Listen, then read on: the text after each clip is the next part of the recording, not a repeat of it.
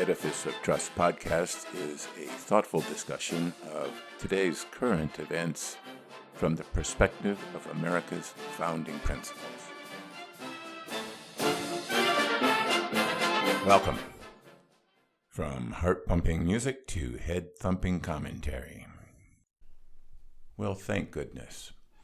The Union of Striking Service Workers at Loyola Marymount University agreed to a new contract with the service provider Sodexo so that the presidential debate, scheduled for Thursday, December 19th, 2019, could go on as planned. The candidates, from liberal to progressive, had refused to cross the picket line, which gave the workers great leverage. The final deal was negotiated by none other than Democratic National Committee Chairman Tom Perez, who used to be President Obama's labor secretary. How appropriate. Mr. Perez must be a pretty good negotiator, as the new contract features a 25% increase in pay and the reduction by half of the cost of medical benefits. I don't know how much that is in real terms, but a union publication noted that the pay of some of the striking workers was below the living wage of $15 an hour. This was a great victory for lowly service workers, including cafeteria workers, janitors, and cleaning staff, against a giant multinational corporation, and a great incentive for all the service workers at future Democratic debate venues to renegotiate their contracts as well. And it would be a wonderful victory for every right-thinking person if the humongous Paris-based corporation had at least had a little bite taken out of their greedy profits, the 150 striking workers representing only 0.04% of Sodexo's employees. But that's not how business works. Sodexo will pass on those higher costs to the university, which, in turn, will pass them on to students. As Milton Friedman noted, the sole purpose of a corporation is to maximize the return to shareholders. The corollary to this notion is that the sole purpose of the workers' union is to maximize the return to workers. The loser in this relationship is the consumer. Except for one thing. Consumers don't like having to pay for high prices for shoddy goods, and competition makes sure that consumers have choices. So it is in the interest of both corporations and unions to give the consumers a combination of high quality and cost that they are seeking. Otherwise, the corporation goes bankrupt and the workers are unemployed. That is how capitalism works. Despite strikes, lockouts, and other unsavory methods of gaining an advantage over others, there is balance and harmony in this relationship. Whenever one element of this relationship gains too much power and abuses that power, market forces will tend to bring the relationship back into balance. The worst abuses of the early Industrial Revolution have been eliminated, or at least greatly reduced, and the products and services available to modern consumers are generally of high quality and reasonable cost. There is only one thing that can disturb this wonderful harmony of this relationship: government. Government, through its regulatory power, has the ability to shape the playing field to the advantage of one side or another. The role of government, as the guarantor of the social contract, is to keep the playing field level. But the political powers that control government often favor one group over the other, disturbing the balance of the system and tipping the playing field to the advantage of one side or the other. Republicans have generally favored business, and Democrats have long supported workers and their unions, while the nation and its economy rocked back and forth based on the ebb and flow of political power. But the Democratic Party has swung much further to the left in this presidential cycle, and many of the presidential candidates, perhaps most, want to greatly increase the power of government to control greedy corporations and their greedy shareholders. Many workers applaud these proposals, and their unions have endorsed many of these candidates. The real winner, if the Democrats regain power, will be government and the politicians that run it. So here is the conundrum. Why do unions support politicians that threaten to destroy or hobble businesses?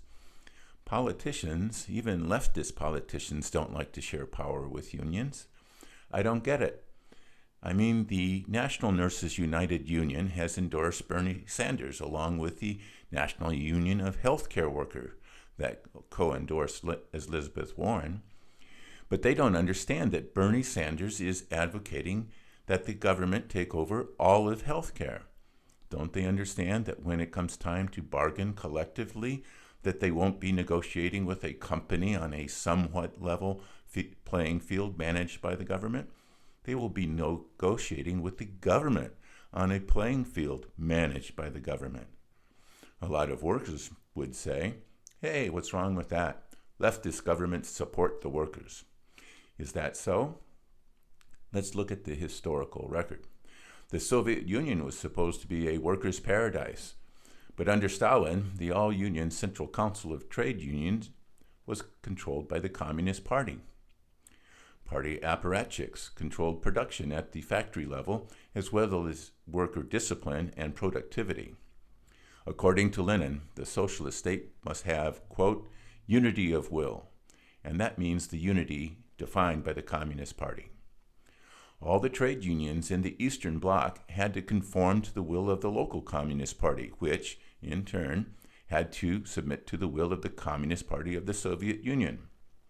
Communist Party leaders did not want independent unions advocating for workers' rights or better conditions or wage increases. The party must control everything, or things would begin to fall apart. And that is just what happened in Poland. When crops failed or production faltered, it was the workers that took the brunt of it. Discontent led to the formation of Solidarity, a trade union of ship workers at the linen shipyards in Gdansk. People flocked to this organization that dared to tell the truth about working conditions and the other failures of the regime. Supported by the United States and the Catholic Church, Solidarity was able to resist the government's attempts to destroy it. Solidarity was finally able to enter into negotiations with the communist government that led to real elections for the first time since the Red Army rolled over Poland on the way to Berlin. Ponder that while you listen to a brief message.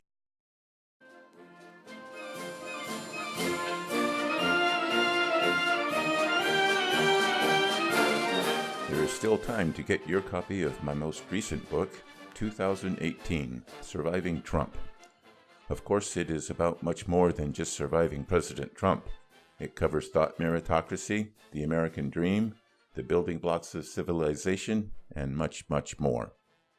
And also, be on the lookout for my next publication, In Defense of Principle, which discusses how America should shape its foreign policy and defense strategy according to America's founding principles.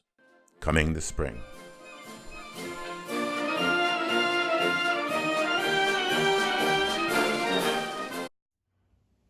Welcome back.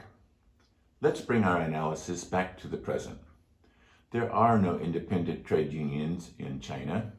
All union activity is under the control of the All China Federation of Trade Unions, which in turn is under the control of the Communist Party of China. There are no independent trade unions in North Korea or Cuba, where the leaders of the Cuban Confederation of Workers are chosen by the Communist Party.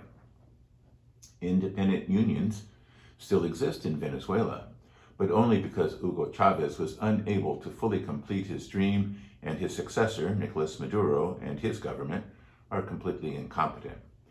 Nevertheless, most of the workers have been compelled to join the government-sponsored union, UNT, or Unión Nacional de Trabajadores. In Nicaragua, part of the strategy of the Sandinistas in attempting to overthrow the Somoza regime was to organize labor organizations and unions. These unions formed the backbone of the Sandinista movement, but are now under the control of the official Sandinista National Liberation Front and the dictatorship of Daniel Ortega. The purpose of socialist government is to take control of the means of production. Under communist theory, as propounded by Karl Marx, there are two elements that make up the means of production: capital and labor.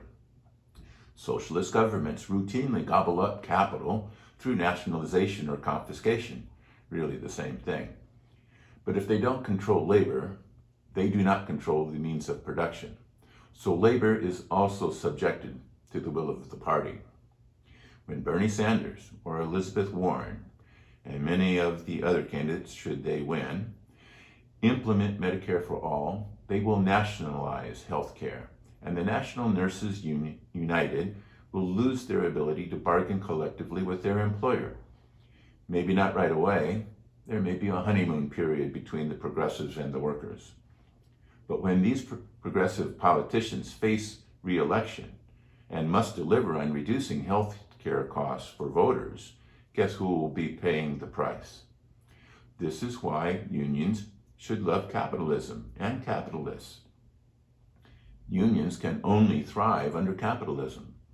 The current relationship between labor and capital may appear unbalanced to you, and you may scoff at the government's ability to rein in corporate power to restore some balance or level the playing field. But when capital and regulatory power are combined in the hands of government, there is no balance at all, and the workers will lose all their ability to control their fate. They will be at the mercy of the government, and governments are not well known for their mercy.